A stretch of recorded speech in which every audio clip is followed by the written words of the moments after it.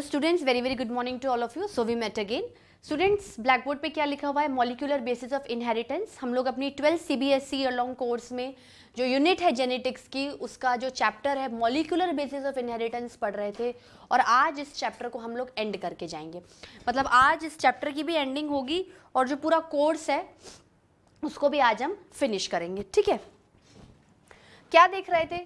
देखो, पिछली क्लास में हम लोग अपना लैक ऑपेरॉन मॉडल डिस्कस कर रहे थे.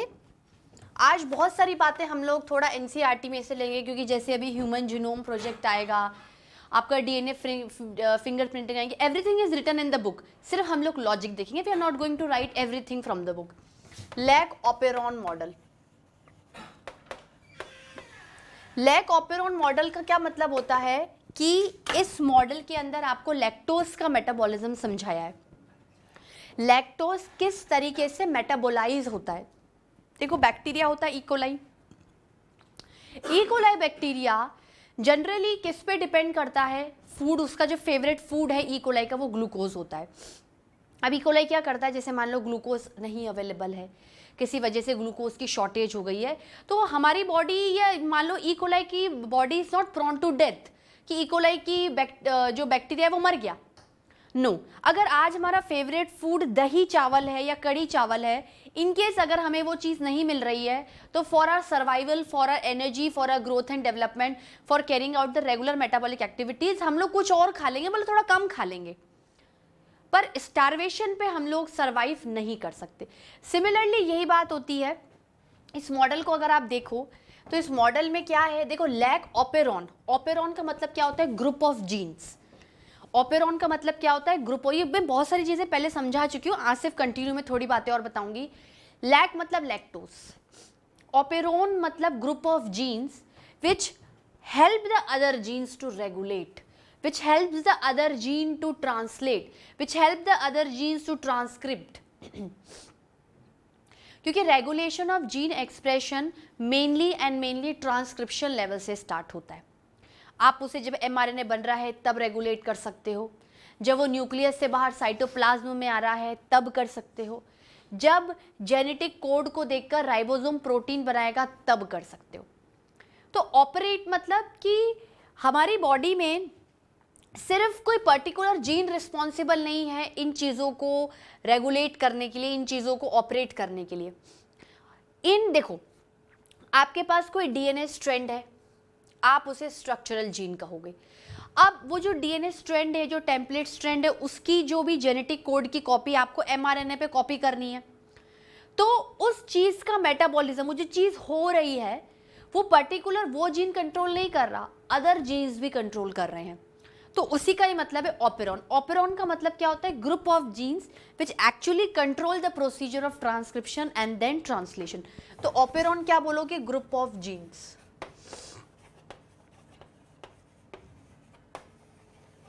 ऑपेरॉन क्या है आपका? Group of jeans. ऑपेरॉन क्या है आपका? Group of genes. ठीक है. अब देखो, ग्रुप और अदर जीन्स में कौन से आएंगे? जैसे ये इस तरीके से बनाया हमने. जो हमारा मेन DNA स्ट्रैंड है वो एक्चुअली स्ट्रक्चरल जीन है. उसके अंदर आपके पास वैरायटी है S1, S2, S3. ठीक है. यहां पर आएगा आपका I, रेगुलेटर जीन. फिर आएगा प्रमोटर, जहां पर RNA पॉलीमरेज बाइंड होगा और ट्रांसक्रिप्शन स्टार्ट होगा. ये आपका RNA पॉलीमरेज, प्रमोटर.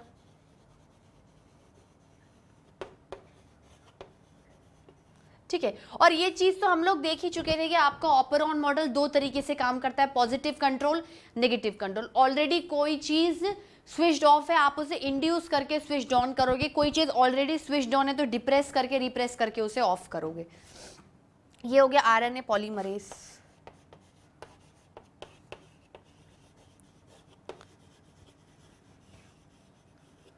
यहां पर क्या है आपका?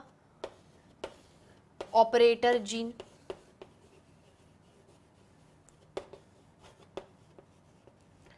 और इसमें आपके स्ट्रक्चरल जीन आएंगे। आपने पढ़ा होगा जैसे इन स्ट्रक्चरल जीन्स में इंजाइम है, lac permease, trans acetyl synthetase, beta galactose, जो कि ZY और A जीन द्वारा रेगुलेट किए जाते हैं।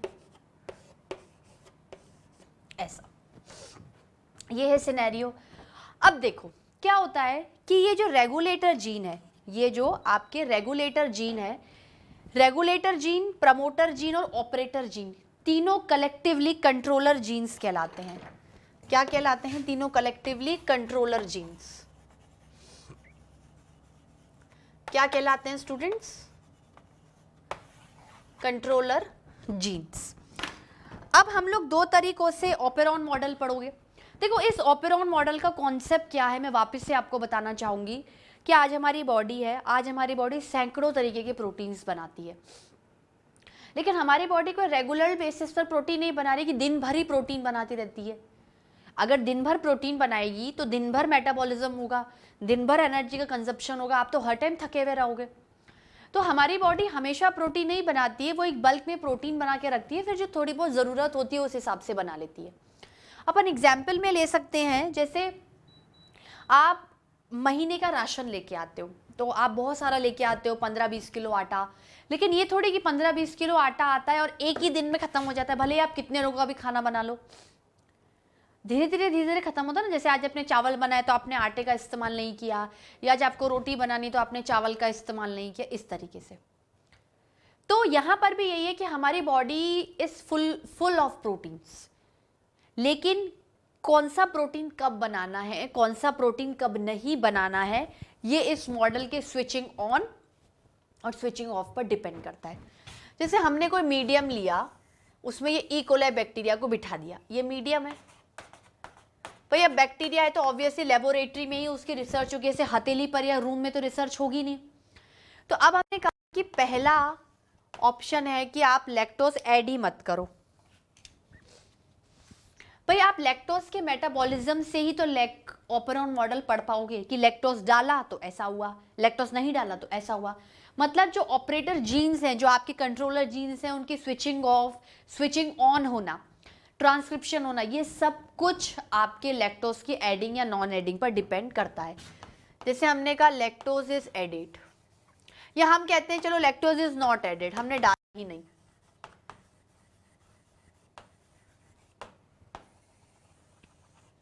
Lactose is not added. ठीक है स्टूडेंट्स, एक काम करिए, पहले इसको नोट डाउन कर लीजिए। ठीक है स्टूडेंट्स, अब लैक्टोज मीडियम में है ही नहीं। लैक्टोज क्या है? मीडियम में नहीं है। देखो जो रेगुलेशन होता है या जिस तरीके से ये ऑपरेट होता है, रेगुलेटर जीन क्या करेगा? ऑपरेटर जीन के साथ आकर क्या करेगा? मिल लेगा। क्या करेगा? Regulator gene combines with operator, ये दोनों मिलकर एक कॉम्प्लेक्स बना लेंगे। ठीक है, कॉम्प्लेक्स बना लेंगे। अभी दोनों मिल गए। अब देखो ये दोनों मिलकर कॉम्प्लेक्स बना गए, ये दोनों मिलकर क्या गए? कॉम्प्लेक्स बना गए। अब मुझे एक बात बताओ, ये यहां पर ये सपोज करो ये रेगुलेटर जीन आया, इसने अपना कॉम्प्लेक्स बना लिया। इस कॉम्प्लेक्स की वजह से जो आरएनए पॉलीमरेज है वो इसको क्रॉस करके मेन जो आपका डीएनए है, जो स्ट्रक्चरल जीन है, उसके पास नहीं जा पाता। नहीं जा पाता तो एमआरएनए नहीं बना पाता। एमआरएनए नहीं बनता तो डीएनए की इंफॉर्मेशन एमआरएनए पे नहीं आती। एमआरएनए नहीं बनता तो प्रोटीन्स नहीं बनते। प्रोटीन्स नहीं बनते तो बीटा गैलेक्टोसिडेज नहीं बनता, लैक परमिएस नहीं बनता और ट्रांस एसिटाइल सिंथेटेज नहीं बनता। और अगर ये तीनों नहीं बनते तो ई कोलाई बैक्टीरिया लैक्टोज को क्या कर पाता? मेटाबोलाइज नहीं कर पाता। क्यों? क्योंकि देखो बीटा गैलेक्टोसिडेज एंजाइम का क्या मतलब होता है कि वो लैक्टोज को ऑपरेट करके ग्लूकोज और गैलेक्टोज में बदलता है। लैक परमिएस ई कोलाई बैक्टीरिया की जो भी आपकी जो सेल वॉल है उसको परमिएबल बनाता है कि भाई लैक्टोज को अंदर ले लो। तीसरा जो आपका एसिटाइल सिंथेटेज है वो गैलेक्टोज का मेटाबॉलिज्म ग्लूकोज में करता है, क्योंकि एक्चुअली एब्जॉर्बेबल सब्सटेंस क्या है? ग्लूकोज। ठीक है, तो कंबाइन। अब आप इसको ऐसे भी समझ सकते हो भाई, जैसे ये आपके रेल की पटरी है, रेल की पटरी पर कोई आके बैठ गया है तो ट्रेन क्या हो गई, आरएनए पॉलीमरेज रुक गई है कि इसको पहले हटाओ तभी मैं आगे क्रॉस करवा पाऊंगा, तभी मेरी डेस्टिनेशन तक पहुंच पाऊंगा। तो regulator gene combines with operator gene forms a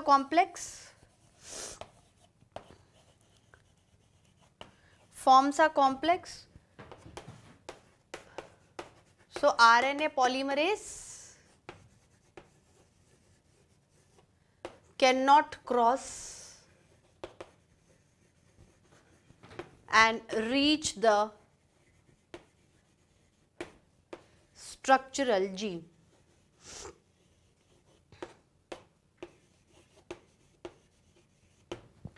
ठीक है स्टूडेंट्स, अब इसी का ऑपोजिट ले लो। अब देखो अगर स्ट्रक्चरल जीन तक नहीं पहुंचेगा तो no mRNA, no protein synthesis. ठीक है, सिंपल सा है।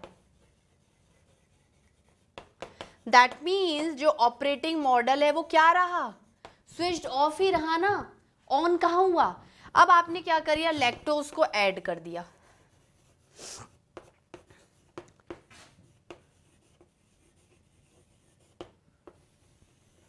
Lactose is added. जैसे ही लैक्टोज ऐड होगा क्या हो जाएगा कि जो कॉम्प्लेक्स बना है, जो ऑपरेटर के ऊपर रेगुलेटर बैठा है, तो लैक्टोज की क्या क्षमता होती है कि इस रेगुलेटर जीन की जो साइज, शेप और प्रॉपर्टी है वो उसको बदल देता है, उसको डिस्ट्रॉय कर देता है। डिस्ट्रॉय कर देता है तो रेगुलेटर जीन ऑपरेटर के साथ कॉम्प्लेक्स नहीं बना पाता है, परसिस्ट नहीं कर पाता है और हट जाता है। जैसे ही हिंड्रेंस हटा, फट से आरएनए पॉलीमरेज आया, स्ट्रक्चरल जीन पे गया, एमआरएनए बना, वेरियस प्रोटीन्स बने, metabolise the lactose, means the lac operon model get switched on. ठीक है, इसका जस्ट अपोजिट लिखना है। Lactose is added, destroy the regulator gene, regulator मतलब जो रेगुलेट कर रही है, अब वही नहीं रहेगी तो कैसे रेगुलेट होगा system.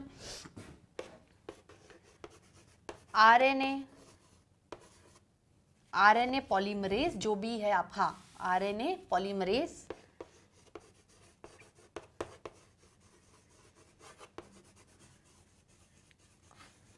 Crosses, RNA polymerase crosses on structural gene,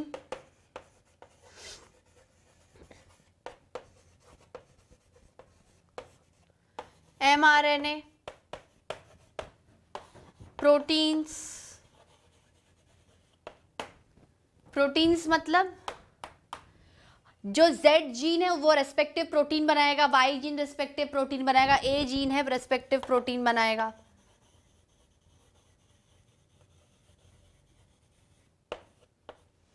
उसके बाद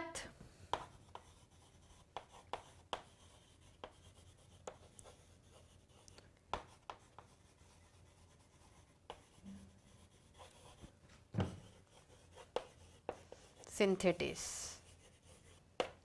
ठीक है, बात समझ में, बात क्लियर हुई।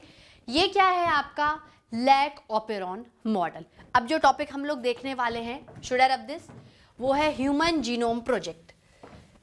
ह्यूमन जीनोम, देखो प्रोजेक्ट का मतलब क्या होता है कि आप अपने कुछ आइडियाज डालते हो। जैसे मैंने आपको बोला कि बच्चों कल सेल पे प्रोजेक्ट बना के आना, ठीक है, तो बच्चे क्या करेंगे, आप क्या करोगे, सबसे पहले तो बच्चे आजकल क्या करते हैं, भाड़ में जाए एनसीईआरटी, मैं तो गूगल खोलूंगा, गूगल खोल के फट से कॉपी कर लेंगे प्रोजेक्ट को, अच्छा ये बनाया ये बनाया, खुद का तो दिमाग अपन को लगाना ही नहीं है।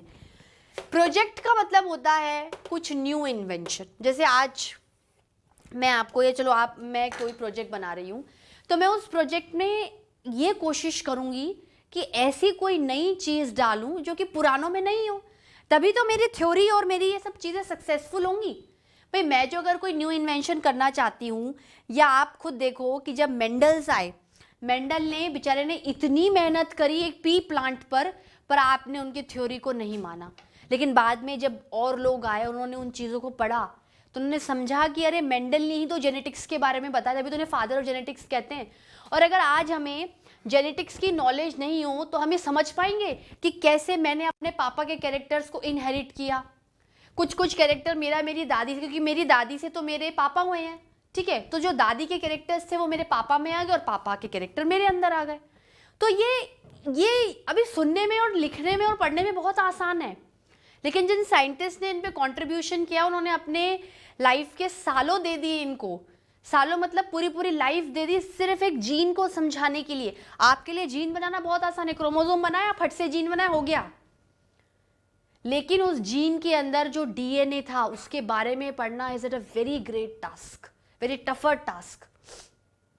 अब देखो आपकी बुक में, बुक खोल लो, we are not going to write anything, सब कुछ गिवन है। ह्यूमन जीनोम प्रोजेक्ट HGP, एक लाइन लिखी हुई है, इट इज कॉल्ड एज, मैं कुछ नहीं लिखा रही हूँ, सिर्फ आप बुक में से देखो, एक ये थ्योरेटिकल टॉपिक है, हम लोग सिर्फ, कोई लॉजिकल नहीं है क्योंकि आपको थोड़ा मेमोराइज भी करना पड़ेगा। मेगा प्रोजेक्ट है। अब मुझे एक बात बताओ कि आज अपन ह्यूमन मतलब मानव, जीनोम का मतलब क्या होता है?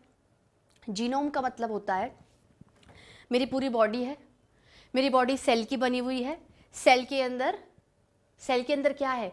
सेल के अंदर न्यूक्लियस है, न्यूक्लियस के अंदर क्रोमोसोम है, क्रोमोसोम के अंदर 2.2 मीटर बड़ा डीएनए है, जिसको मैं इतना लंबा नहीं डाल पा रही थी तो मैंने उसको पैकेजिंग ऑफ डीएनए हेलिक्स करके वो बांध दिया। वो डीएनए का स्ट्रैंड ऐसे हिस्टोन ऑक्टामर के ऊपर पास हो रहा था ना, फिर मैंने उसको और कंस्ट्रिक्ट किया तो वो सोलेनॉइड बन गया, फिर मैंने उसको और दबाया तो वो सुपर सोलेनॉइड बन गया, और इतनी सी बॉल नुमा स्ट्रक्चर आपको क्रोमोसोम के अंदर दिख रही है। उस बॉल नुमा स्ट्रक्चर को डीएनए बोला, डीएनए के ऊपर जो जेनेटिक कोड था ट्रिपलेट, आपने उसको जीन बोल दिया। मतलब इतनी गहराई वाली बात आपने एक लाइन में बोल दी, क्योंकि आपको थोड़ी ये मेहनत करनी पड़ी थी, आप तो जो मेहनत था उसको सिर्फ पढ़ रहे हो, उसको एग्जामिनेशन पॉइंट व्यू से पढ़ रहे हो कि मुझे नीट क्लियर करना है इसलिए मुझे पढ़ना है, वरना आपका कोई इंटरेस्ट नहीं होता जेनेटिक्स में, नहीं होता। आपका टॉपिक टफ था, इतना समय लग गया बताने में, एक एक चीज़ को अपन ने इतना देखा, अब नहीं पढ़ते, लेकिन चूंकि एग्जाम में है तो आपको पढ़ना ही पड़ेगा। फिर मैंने आपको बोला 10 से 12 क्वेश्चन आते हैं, तो आपकी और आंख खुल गई कि अरे 10 से 12 पहले इसको देख लेते हैं, क्योंकि 10 से 12 क्वेश्चन आते से सही हो जाएंगे तो कॉन्फिडेंस लेवल बढ़ जाएगा ना एग्जाम में। तो इसी चीज़ को मद्देनज़र रखकर साइंटिस्ट ने एक प्रोजेक्ट को देखा कि भाई हमारी बॉडी में, जैसे मेनली इस प्रोजेक्ट का एम क्या था। अब आप सोचोगे कि ऑलरेडी इतने साइंटिस्ट ने अपना जीवन दिया है इसमें, अब नए सिरे से प्रोजेक्ट बनाओ, इतना टाइम वेस्ट करो, इतना टाइम है हमारे पास, कुछ और इन्वेंट कर लो। कुछ जैसे धीरे धीरे क्या हो गया, बच्चों को जेनेटिक डिसऑर्डर ज़्यादा होने लग गई। अब आप जैसे पैदा हुआ है, आपको खांसी जुकाम हुआ, ओके ये तो डायग्नोसेबल था, आपको डॉक्टर ने दवाई दी और आप ठीक हो गए। लेकिन अगर आपके बाई बर्थ ही कोई प्रॉब्लम आ गई हो, या आपके कोई जीन में डिसऑर्डर आ गया है, या क्रोमोसोम में डिसऑर्डर आ गया, उसको कैसे पकड़ूं मैं? जैसे कोई मदर प्रेग्नेंट हुई तो उसी समय अगर ये पता चल जाए कि इसके जो होने वाले बच्चे के इस क्रोमोसोम में प्रॉब्लम है, तो मैं अगर पहले ही सही कर दूं तो क्या वो बच्चा प्रॉब्लमेटिक पैदा होगा? क्या वो बच्चा जेनेटिक डिसऑर्डर? ऑब्वियसली नहीं होगा। तो अब मुझे एक बात बताओ कि अगर आपको ये जानना है कि बाई बर्थ मतलब बर्थ होने से पहले जानना है, तो आपको अपनी पूरी बॉडी के जो सेल हैं उसके डीएनए और क्रोमोसोम की स्टडी करनी पड़ेगी। अब आप खुद सोचो, आपकी बॉडी में millions and billions of cells हैं, हर सेल का डीएनए, हर सेल के डीएनए के अंदर 1000 जीन्स के बारे में स्टडी करना मतलब आपको ऐसे देख के शायद घबराहट हो रही होगी। इसलिए इसको मेगा प्रोजेक्ट बोला, क्योंकि ऐसा बोला गया है कि एक सेल के अंदर जो डीएनए है उसकी लेंथ कितनी होती है। कोई भी एक सेल ले लो, ये हथेली का एक सेल है, इस सेल, आपने सेल को निकाला, सेल का न्यूक्लियस देखा, न्यूक्लियस में डीएनए देखा, एक डीएनए 2.2 मीटर लंबा है, मतलब आपके पास क्या है, 3 × 10⁹ बेस पेयर लंबा है। जितने लंबे, जितने ज्यादा बेस पेयर्स, बेस पेयर मतलब क्या है, एटीजीसी बेस पेयर रूल, जितने ज्यादा आपके बेस पेयर उतना लंबा डीएनए। तो हर सेल, हर डीएनए 3 × 10⁹ बेस पेयर्स को पढ़ना, 3 × 10⁹ बेस पेयर्स को पढ़ना, into 3 into 10 raised to power 9 base pairs into millions of cells. इसको पढ़ के, अच्छा चलो आपने पढ़ लिया तो ऑब्वियसली आपको पैसा भी तो लगाना पड़ेगा, आपको लेबोरेटरीज भी क्रिएट करनी पड़ेंगी, आपको एक्सपर्ट टीम भी बुलानी पड़ेगी, ठीक है। एक्सपर्ट टीम आएगी तो अकेले तो काम करेगी नहीं, असिस्टेंट्स रखने पड़ेंगे, एसोसिएट प्रोफेसर्स रखने पड़ेंगे, लेक्चरर्स रखने पड़ेंगे, हेल्पर्स रखने पड़ेंगे, साफ सफाई के लिए और लोग रखने पड़ेंगे। मतलब it is a team work, you can not do this at a single level. आपको बहुत बड़ा नेटवर्क क्रिएट करना पड़ेगा, आपको बाहर से साइंटिस्ट बुलाने पड़ेंगे, ये वो सब कुछ करना पड़ेगा। तो पैसा भी बहुत पैसा लगा इस प्रोजेक्ट में। अब क्या है, सेल को देखा, डीएनए को देखा, एक एक बेस पेयर के बारे में साइंटिस्ट लिखने लग गए। ये करीबन 3 से 5 हजार बुक्स ले गया लिखने में। तो अगर आप जो कभी किसी लाइब्रेरी में जाओ और बोला जाए कि यार ह्यूमन जीनोम प्रोजेक्ट को पढ़ के आना, तो 3 से 5 हजार बुक्स पढ़ने में आपको खुद को कितने साल लग जाएंगे ये तो आपको भी नहीं पता होगा। और फिर इतना इंटरेस्ट जगाना कि 3000 5000 बुक्स पढ़ना, फिर समझना। आप बोलोगे यार एनसीईआरटी बहुत है, मैं तो पास ही तो होना है, मुझे क्या करना है ह्यूमन जीनोम प्रोजेक्ट से। तो human genome project is not for you, it is not for me, it is for everyone. Genetic disorders को पकड़ना, क्रोमोसोम के इंटरनल स्ट्रक्चर को देखना, जीन में डिसऑर्डर को समझना, क्रोमोसोम में डिसऑर्डर समझने के लिए पूरी बॉडी के डीएनए को समझना बहुत ज्यादा जरूरी है, ठीक है। अब अगर हम इसके गोल्स को देखा जाए, गोल मतलब सिद्धांत, क्या अचीव करने के लिए प्रोजेक्ट बनाया गया, तो उन्होंने कहा है, अच्छा सबसे पहले ये कि this project launched in the year 1990, आप अंडरलाइन कर लो, बाकी सब मैं आपको बता चुकी हूँ। गोल्स क्या है, identify approximately 20,000 to 25,000 genes in human DNA. उनका टारगेट था कि 20 से 25,000 जीन्स की स्टडी तो हमें करनी, और एक क्रोमोसोम में 1000 से 250 जीन्स होते हैं। तो आप खुद देख लो कि कितने सेल्स को एक्सप्लोर किया होगा, कितने डीएनए को खोला होगा, कितने जेनेटिक कोड्स को पढ़ा होगा। Determine the sequence of 3 billion chemical base pairs that make up human DNA. 3 million base pairs, 1 2 3 4 5 6 7 8 9 10 11 12 3 billion base pairs आपकी पूरी ह्यूमन का डीएनए बनाते हैं। मतलब ह्यूमन बॉडी में जहां जहां सेल है, जहां जहां डीएनए, सबको मिलाकर इतने बेस पेयर्स की आवश्यकता है, ठीक है। Store this information in databases, improve tools for data analysis, transfer related technology to other sectors such as industries, address the ethical, legal and social risks arise from the project. आपने देखा होगा अगर India में कोई movie बनती है ना तो उसी पे बहुत बड़ा बवाल क्रिएट हो जाता है। ये बनी, इस राजा के बारे में बेइज्जती हो गई थी, इस रानी के बारे में बेइज्जती हो गई थी, आपने मेरे भगवान की बेइज्जती कर दी, आपने मेरे गॉड की, ऐसे करके कभी कभार मूवीज नहीं होती। तो प्रोजेक्ट्स में भी कहीं किसी के इमोशंस तो हर्ट नहीं हो गए, कोई लीगल इशू तो नहीं बन गया कि ऐसे कैसे ह्यूमन के डीएनए के बारे में पढ़ लिया, ये तो बहुत ज़्यादा प्राइवेट चीज़ है, लोग उठा लेते हैं इशू उठाने में कोई बड़ी बात नहीं है। तो सारे इश्यूज को सेटल डाउन करके दैट प्रोजेक्ट गॉट स्टार्टेड, ठीक है। Human Genome Project was a 13-year project coordinated by the US Department of Energy and the National Institute of Health. Underline this, पूछा जाता है नीट में। During the early years of HGP, the Wellcome Trust UK became a major partner. Additional contributions are given from Japan, France, Germany, China and other countries also. The project completed in 2003. बहुत important है, AIIMS में GK में भी पूछा जा सकता है, ठीक है। Knowledge about the effects of DNA variations among individuals can lead to revolutionary new ways to diagnose and treat the genetic disorders, ठीक है। अब देखो इसमें आपकी क्या मेथोडोलॉजीज दे रखी हैं।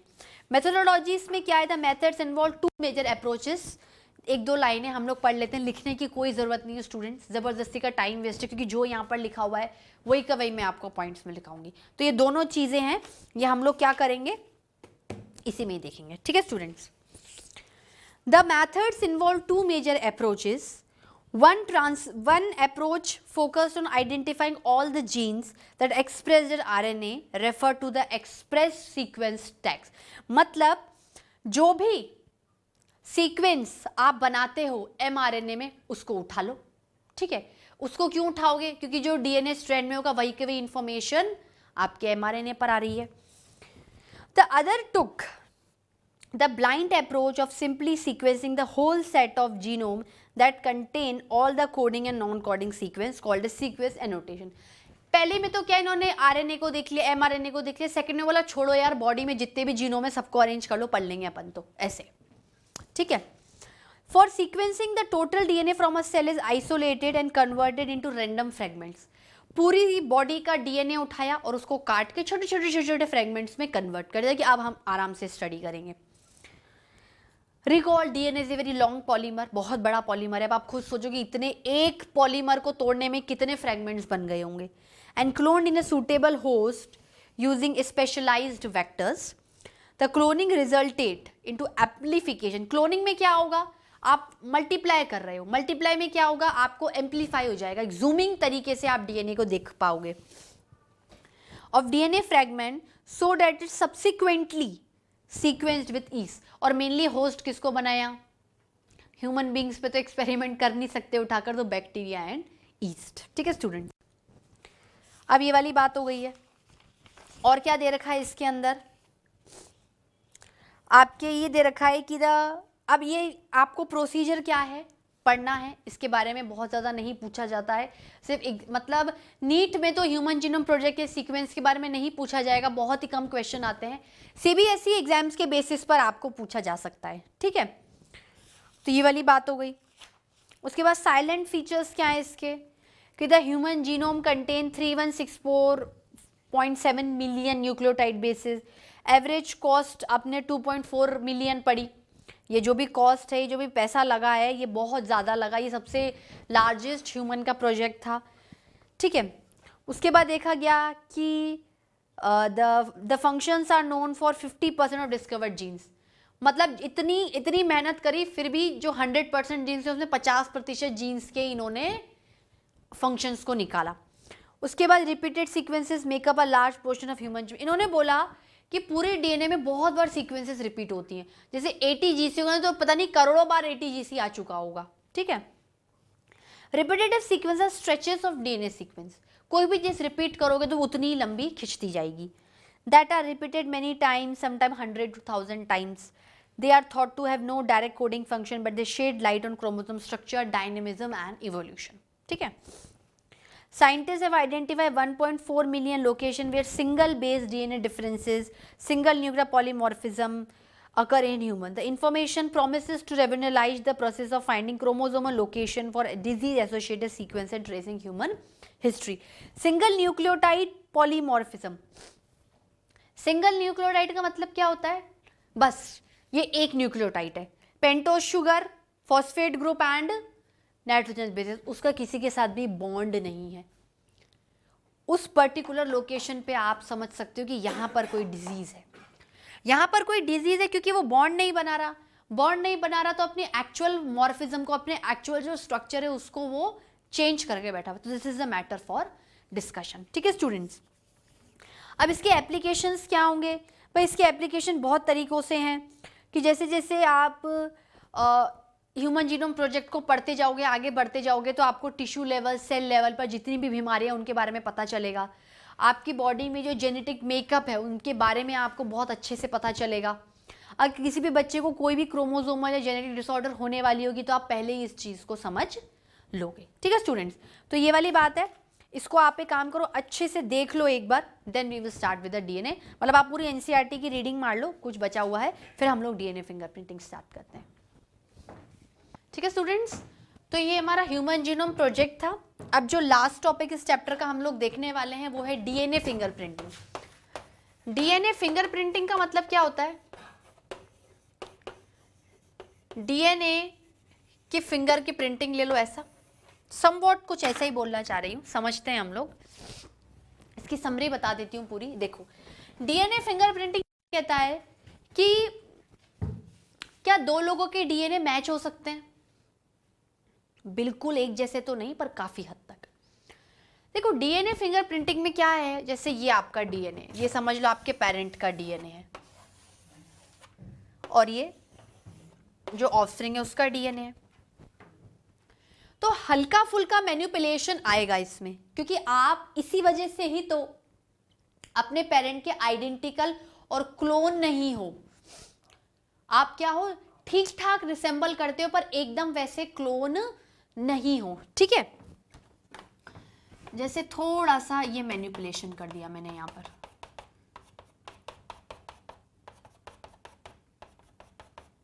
ठीक है, ये यहां पर मैनिपुलेशन हो गया, तो इसमें क्या हो गया, चेंज आ गया। अब देखो डीएनए फिंगरप्रिंटिंग मेनली क्राइम्स में यूज की जाती है, दो लोगों के बीच में रिलेशनशिप निकालने के लिए। जैसे आप ये समझ लो कि आपने कभी कभी क्राइम पेट्रोल में देखा होगा कि कपल के बेबी हुआ और वो बेबी उठा के ले गए, और फिर बाद में बोलते कि नहीं तो मेरा बेबी है, तो बोलते कोई दिक्कत नहीं, आप तो डीएनए टेस्ट करवा लो। तो उसका लॉजिक है एक्चुअली, ये जो डीएनए फिंगरप्रिंटिंग ये डीएनए टेस्ट को ही इंडिकेट करता है। आपकी बुक में पूरा प्रोसीजर दे रखा है, मैं मेन चीजों को बता रही हूँ, पूरा प्रोसीजर आप खुद बुक से पढ़ेंगे, ठीक है। इसमें क्या है, जो आप डीएनए उठाओगे, जो डीएनए आप उठाओगे टेस्ट करने के लिए, आप उसे सैटेलाइट डीएनए कहोगे। अगर आप उसका कोई फ्रेगमेंट उठा रहे हो तो आप उसे माइक्रो या मिनी सैटेलाइट डीएनए कह सकते हो, ठीक है। Should I rub this portion?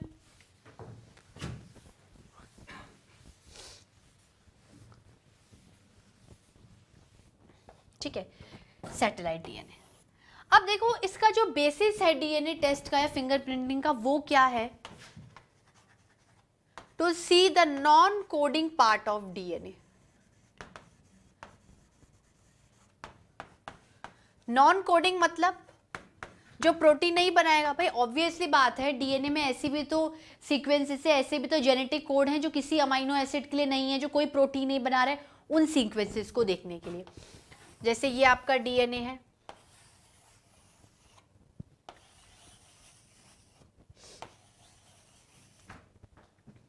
ठीक है। अब सपोज करो ये फादर का डीएनए, ये वाला पार्ट आपका नॉन कोडिंग वाला है, और ये चाइल्ड का है। अब ये चाइल्ड अगर इसी फादर से पैदा हुआ है तो दोनों का नॉन कोडिंग जो पार्ट है वो क्या हो जाएगा, मैच कर जाएगा, ठीक है। और साइंटिफिकली देखना चाहें, शुड आई रब दिस, तो इन जो डीएनए का क्या करते हैं, इलेक्ट्रोफोरेसिस करते हैं। इलेक्ट्रोफोरेसिस में क्या करते हैं, इन्हें करंट देते हैं, जेल में डालते हैं, और इनकी सेटलिंग डाउन देखते हैं। हैवी डीएनए नीचे सेटल होगा, लोअर जो कम वेट का डीएनए वो ऊपर सेटल होगा। तो ये पेरेंट का है, ये ऑफस्प्रिंग का है, ऊपर वाला पेरेंट का है, नीचे वाला ऑफस्प्रिंग का है। तो अगर डिटेक्ट करना है तो दोनों क्या है, बराबर स्टेबल होंगे, ठीक है। अब अगर कोई और फादर आ गया, नहीं नहीं ये तो मेरा बेटा है, तो दैट मीन्स वो स्ट्रेंजर है, तो स्ट्रेंजर का डीएनए उठाते हैं, तो स्ट्रेंजर के डीएनए में भी नॉन कोडिंग पार्ट देखेंगे, पर वो काफी अलग होगा, पता चल जाएगा कि इस बच्चे का फादर कौन है। तो जब स्ट्रेंजर का डीएनए बैठेगा तो वो बड़ी अजीबोगरीब तरीके से बैठेगा, तो आपको नॉन कोडिंग स्ट्रैंड से भी पता चल जाएगा और इलेक्ट्रोफोरेसिस से भी। अब देखो यहां पर एक पॉइंट आता है आपका, variable number of tandem traits, sorry variable number of tandem repeats. ये क्या है, देखो टेक्निक ऑफ डीएनए फिंगरप्रिंटिंग कौन से साइंटिस्ट ने बताई थी, एलिक जेफरिस। किसने बताई थी, एलिक जेफरिस, ठीक है। उसके बाद he used a satellite DNA as a probe that show high degree of polymorphism। polymorphism मतलब ये फॉर्म हो गया डीएनए का, फिर थोड़ी देर बाद दूसरा फॉर्म हो गया, अलग अलग साइज, शेप एंड स्ट्रक्चर्स आपको दिखे। It was called as variable number of tandem repeats, ठीक है। The technique was use earlier involve Southern blot hybridisation using radio label VNTR as a probe. देखो डीएनए जनरली हमेशा आपकी stability show करता है। ये आपका इलेक्ट्रोफोरेसिस है, ये जो मैंने डायग्राम बनाया है ये इलेक्ट्रोफोरेसिस वाला डायग्राम है। मेनली देखो डीएनए आपका पॉलीमॉर्फिज्म नहीं शो करता है, वो एक स्टेबिलिटी शो करता है हमेशा के लिए। लेकिन इस केस में आपको पॉलीमॉर्फिज्म देखने को मिलेगा। दो, जैसे आज मैं बिल्कुल डिफरेंट लगती हूँ, मेरा भाई डिफरेंट लगता है, मेरी फ्रेंड डिफरेंट लगती है, तो हम दोनों में काफ़ी हद तक एक ही डीएनए है। अगर मैं अपने पेरेंट की बात करूँ तो मेरे पेरेंट्स में से भाई बहनों में एक ही डीएनए गया है, लेकिन minor variations are able to seen, और इन्हीं माइनर वेरिएशंस की वजह से पॉलीमॉर्फिज्म आता है और हम डीएनए फिंगरप्रिंटिंग को कैरी ऑन करते हैं। ठीक है स्टूडेंट्स, तो ये आज आपका चैप्टर था, ये चैप्टर आपका खत्म होता है। पूरे चैप्टर में ले देके जो आपकी पूरी यूनिट थी जेनेटिक्स, उसमें 2 चैप्टर पढ़ाए गए थे, principles of inheritance and variation and molecular basis of inheritance. Principles में आपको समझाया गया कि जेनेटिक्स की खोज किसने की है, जेनेटिक्स में क्या सिद्धांत है जीन और क्रोमोसोम को पढ़ने का। उसके बाद जो मॉलिक्यूलर बेसिस है, मॉलिक्यूल मतलब actually DNA and RNA are responsible for this genetic material. हमने कहा कुछ पास होता है जनरेशन जनरेशन, क्या पास होता है, जेनेटिक मटेरियल। फिर प्रूफ हुआ कि जेनेटिक मटेरियल डीएनए ही है और कुछ कुछ वायरसेस में आरएनए है। तो ये फाइनली आपका चैप्टर कंप्लीट होता है। So you should be happy कि आज हमारा ये चैप्टर कंप्लीट होता है 12th का, और साथ में जो आपका 12th CBSE year long biology का कोर्स भी आज खत्म होता है। ठीक है स्टूडेंट्स, तो आप एक काम करिए, पर अभी भी हमारी एनसीईआरटी पीपीटी एक्सरसाइज बाकी है, तो इसको पूरा नोट डाउन कर लीजिए, एनसीईआरटी में से पॉइंट्स देख लीजिए, then we will discuss the NCERT PPT exercise. ठीक है students, should I rub this? चलिए अब हम लोग एनसीईआरटी पीपीटी एक्सरसाइज स्टार्ट करते हैं और चैप्टर के साथ अपना कोर्स भी आज हम लोग कंप्लीट करते हैं। तो हमारा सीबीएसई 11th ईयर लॉन्ग हो चुका है और आज हमारा 12th ईयर लॉन्ग भी खत्म हो गया है। ठीक है, क्वेश्चन क्या है, group the following is nitrogenous bases and nucleosides. देखो न्यूक्लियोसाइड्स क्या होते हैं, न्यूक्लियोसाइड का मतलब क्या होता है, ऐसा न्यूक्लियोटाइड जिसमें आप फॉस्फेट ग्रुप क्या कर दो, माइनस कर। तो आप इसको क्या करो, ऐसा अरेंज कर लो, जैसे एडिनाइन है, तो एडिनाइन किसके साथ आता है, देखो जैसे ये आपका नाइट्रोजन है ना एडिनाइन, तो एडिनाइन के साथ आता है thiamine,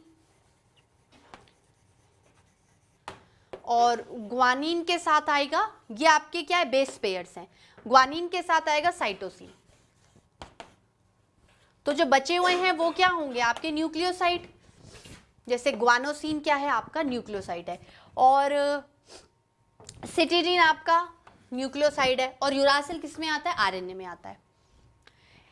if a double stranded DNA has 20% of cytosine, calculate the percent of adenine in the DNA. अब आप खुद सोचो, बेस पेयर रूल लगा दो, सब बराबर है तो वो भी 20 होगा।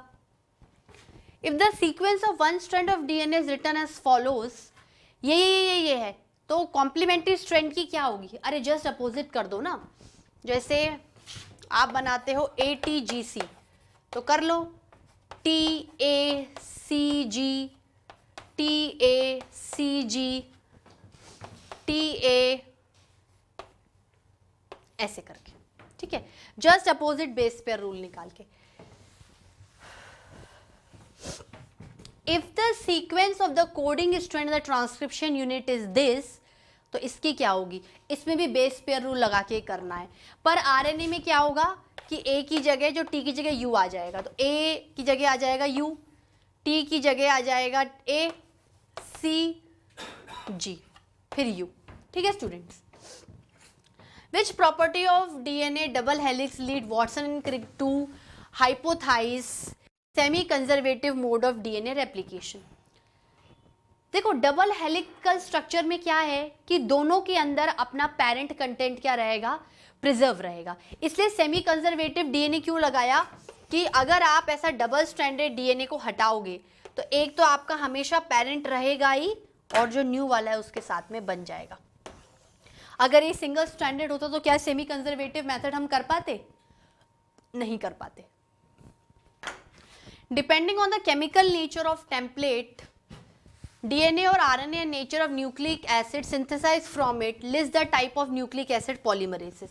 भाई क्या क्या होंगे, डीएनए के लिए डीएनए पॉलीमरेस, आरएनए के लिए क्या आरएनए पॉलीमरेस। ठीक है, उसके बाद क्या होगा students, how did Hershey and chase differentiate between DNA and protein in their experiment while proving that DNA is a genetic material.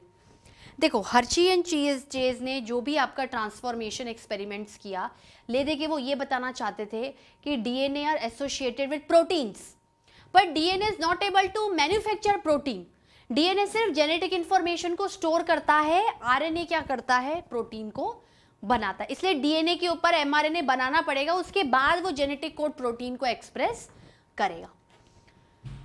Differentiate between the following, repetitive DNA मतलब जिसमें बार बार बेस सीक्वेंसेस रिपीट होती हैं। Satellite DNA क्या होता है, जो polymorphism show करता है, जिसको आप एज अ ह्यूमन जीनोम में यूज करते हो या डीएनए फिंगरप्रिंटिंग में यूज करते हो।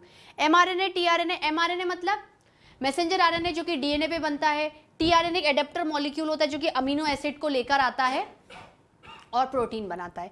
Template strand, coding strand, template strand मतलब जिसपे एमआरएनए बनेगा, कोडिंग स्ट्रैंड जिसमें एमआरएनए नहीं बनेगा।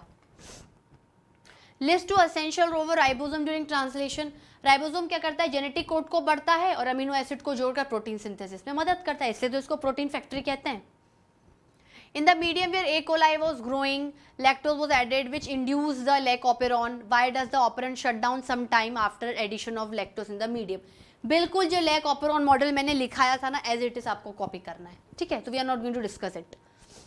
Explain promoter, tRNA, exons. Exons क्या है, आपका जो एमआरएनए बनता है उसके ऊपर क्या होता है, एक्सक्लूडिंग इंक्लूडिंग बेस पेयर्स होते हैं एक्सॉन। तो इंक्लूडिंग वाले क्या होते हैं, ऐसे बेस पेयर्स हैं जिन पे कोई इंफॉर्मेशन नहीं, तो आप उन्हें हटा दो।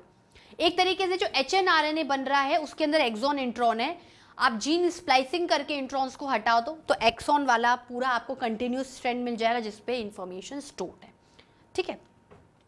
TRNA transfer RNA adapter molecule होता है, एंटी कोडोन उसमें लूप होता है, ये सारी चीज़ उसमें प्रेजेंट होती है जिसकी वजह से वो अमीनो एसिड बाइंडिंग साइट में एक पर्टिकुलर अमीनो एसिड को बुलाता है, बाइंड करता है और आगे चलकर उसको प्रोटीन में बदल देता है। प्रमोटर आपको पता ही है, प्रमोटर एक ऐसा साइट है आपके एमआरएनए के ऊपर जिसके ऊपर आरएनए पॉलीमरेज आके जुड़ जाता है। या आप कह सकते हो कि एमआरएनए नहीं, एक्चुअली वो डीएनए स्ट्रैंड पर रहता है, तो वो डीएनए की ऐसी सीक्वेंस है जो कि प्रमोट करता है, प्रमोशन करता है, माने कि इस पॉइंट पे आरएनए पॉलीमरेज आएगा, फिर पॉलीमराइजेशन होगा और आरएनए बनता जाएगा, ठीक है। Why is the human genome project called major product, जो मैंने लिखा है वही का वही पॉइंट्स को आपको कॉपी करना है। भाई मेगा प्रोजेक्ट मतलब पैसा बहुत ज्यादा, कॉस्ट बहुत ज्यादा, काम बहुत ज्यादा, वर्कआउट बहुत ज्यादा, इनपुट बहुत ज्यादा, आउटपुट बहुत ज्यादा। What is DNA fingerprinting, mention its application, अभी मैंने बताया उसका बेसिक इलेक्ट्रोफोरेसिस पे बताना है, और क्या रिलेशनशिप्स को निकालने के लिए, क्राइम्स में देखने के लिए, ये सारी चीज़ें डीएनए फिंगरप्रिंटिंग में यूज़ होती हैं, ठीक है। और this is the last question. Transcription, DNA के ऊपर एमआरएनए बनना, पॉलीमॉर्फिज्म, अलग अलग सीक्वेंस की वजह से डीएनए की अलग अलग मॉर्फोलॉजी शो होना। ट्रांसलेशन, एमआरएनए के ऊपर जो जेनेटिक कोड है उसमें से आपके प्रोटीन बनना। और बायो इन्फॉर्मेटिक्स का मतलब क्या होता है, वो बायोलॉजी जो आपको आपकी बॉडी की इंफॉर्मेशन देती है, that is related to human genome project. आपकी एनसीईआरटी में ये आपके जो पेज नंबर 118 है उसमें लास्ट लाइन देखना, HGP human genome project was closely associated with the rapid development of new area in the biology called is bioinformatics, ठीक है स्टूडेंट्स। तो ये आपका एनसीईआरटी पीपीटी एक्सरसाइज हुई। तो इसी के साथ हम लोग ये चैप्टर भी कवर अप होता है और CBSE 12th year long course का ये लास्ट चैप्टर मैं आज आपका खत्म करती हूँ, तो कोर्स भी कंप्लीट होता है। होप स्टूडेंट्स मैंने जो पढ़ाया है आपको समझ में आया होगा। Let's go through the course. If you have any problem put questions in the doubt clearing. Okay students, thank you so much, have a very very nice day.